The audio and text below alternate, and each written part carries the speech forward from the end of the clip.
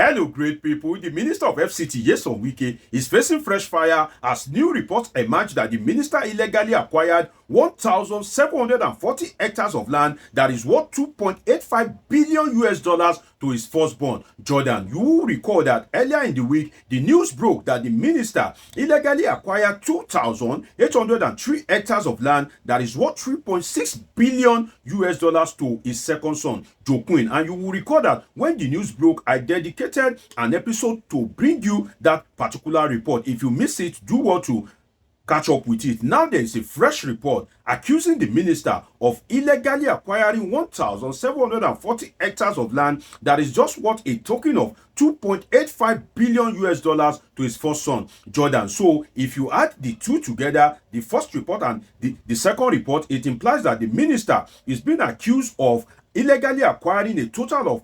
3,823 hectares of land worth $6.4 billion. Yes, you heard me correctly, worth $6.4 billion. On this episode of Politics with your sure plug, Dr. Omosholadeji, I will be taking you through the world of alleged corruption of the Minister of FCT, Nyesom Wike, and I'll be focusing on the new report, which is the second report that the minister illegally acquired 1,740 hectares to his firstborn, Jordan. If you want to get the details of the first report, do want to catch up with it in my video catalog, and I will try and attach it at the end of this video. Two videos will be recommended to you, and I can promise you that one will be that of the first report where the minister allegedly acquired 2,803 hectares worth 3.6 billion naira to his second born, Joe Quinn. Now let's go into the report let me read the details of the new report to you, which says that Jordan Wike, the 25-year-old first child, so that means that the Jordan is just 25-year-old. Now, Jordan Wike, the 25-year-old first child of the FCT minister, received prioritized and fraudulent land allotment across the Nigerian capital from his father. People's Gazette can report in what civil servants are characterizing as one of the most audacious acts of self-dealing in public service witnessed in decades. So the civil servants have said they have not witnessed this kind of monumental corruption in decades. Documents reviewed showed Mr. Wike, who recently completed his master's degree in law at a UK college, as the beneficiary of at least 1,740 hectares of land worth $2.85 billion allocated over the past year, including pricey lands. His minister father, Nyesom Wike, abruptly confiscated from original owners under the arcane pretext of non-compliance with land use regulations. Jordan Wike's illicit land acquisitions are part of his father's expansive land grabbing scheme that the Gazette recently uncovered. The first story from a trove of approval records our reporters obtained from the minister's office was published nearly last week. That was the first report that I was making reference to earlier. If you want to catch up with the details of that first report, do well to catch up with that particular video. Now let's continue the reading. It says Jordan's younger brother, 23-year-old Joe Quinn Wike, was awarded at least 2,082 hectares worth 3.6 billion between October 24 and May 2025. It says between his two sons, Mr. Wike has now allocated no less than 3,822 hectares across FCT, potentially worth $6.45 billion according to town planning officials. Now, hear that, according to town planning officials who ran the estimate, the officials used the prevailing values of the grants of their respective locations without tacking on the mandatory premium for possession of certificate of occupancy for all the assets. With certificate of occupancy factored in, the lands would be worth significantly more, the officials said. So for some of you that will be saying, no, the report is a lie, is the land worth like that? I think that's why the investigators detailed it in this manner, that it was according to professional estimate of the worth of the land. Despite the evidence, Mr. Wike denied stealing land for his children, saying through a spokesperson that it was only coincidental that Jordan and Joaquin Wike were on the asset documents. Now, let me read some quotes to you from some of the officials at the FCT ministries. One of the officials was quoted as saying, "We understand stealing Rivers money as governor because the state has oil wells to squander."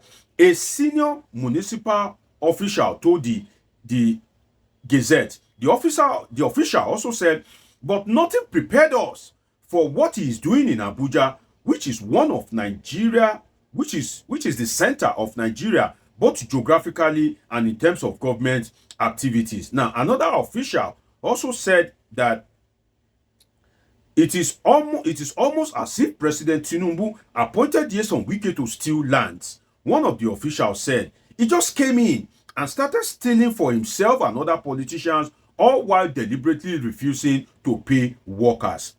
Now, you will recall that some of the workers in FCT are on strike, including the primary school teachers.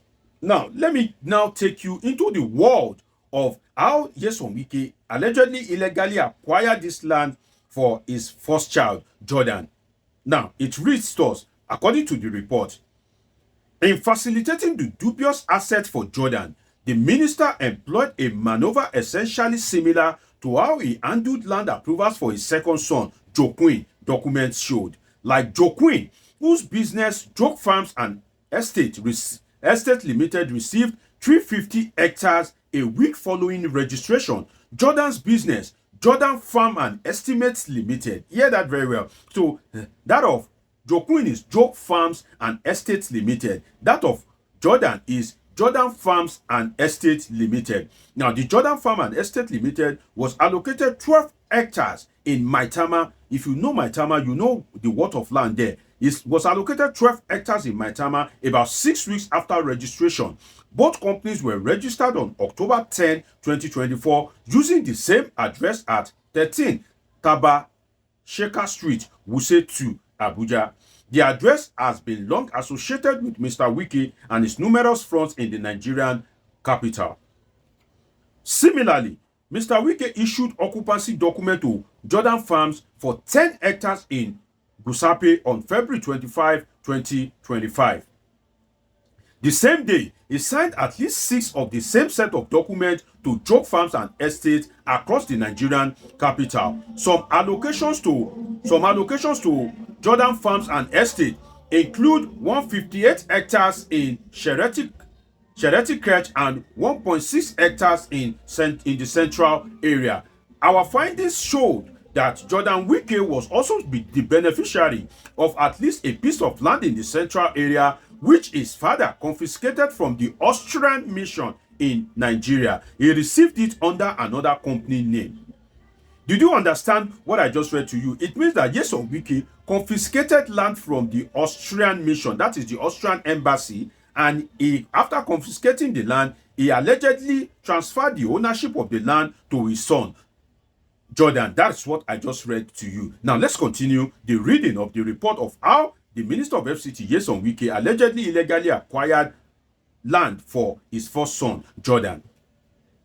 The land, about 2 hectares, was first surveyed by the FCT Town Planning Office for the Austrian Embassy in January 2014. However, in November 2014, Mr. Wike reclaimed it under his catch-all assertion that the property did not comply with regulations. According to records, on November 19, a new certificate of occupancy issued by Mr. Wike for the repossessed Austrian Embassy land was picked up by his Chief of Detail, James Moses. Following fresh mapping certification by Abuja Geographic Information System on November 12, Mr. Wike personally signed the certificate of occupancy with the file number 155881 on October 13, 2024 to Hyper Communications Limited.